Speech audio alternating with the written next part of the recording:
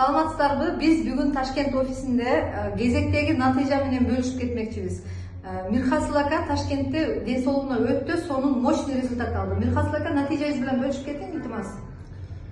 Натыйжам, мисол үчүн, манда креатинин моддасы балан yurgan нормадан 500 ko'tarilgan. Buni bilib qolib kelganingizga lecheni olib tushirdik. Shunda doktor aytdiki, shu normaga tushirmasangiz, bu dializ apparatiga o'tirib qolasiz.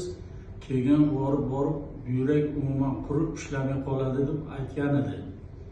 Mana bu orada Smartrich kompaniyasini bilib qolib eshitib, shuradan choylaridan, kofelaridan olib ichib, mana hozir natijam juda yaxshi.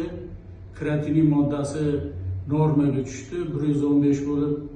Bundan tashqari sahr kasalim bor edi. Sahr kasalim nima deydi, tarkibimda, qon tarkibida baland yurardi. Bu ham hozir normaga tushib 6,5 da yuribman.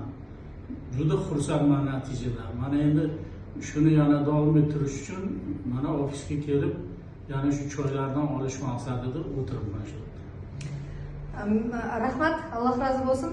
Мирхасыл аканын креатини 500 чейин көтөрүлгөн, лечение алгандан кийин 200дөн ашык болгон, 265 деген. Азыркы учурда 115 нормага түштү. Сахарный диабет, уровень сахара 13-14төн азыркы учурда 6,5га түштү. Давление норма, бир 10 килограммдай вес таштады.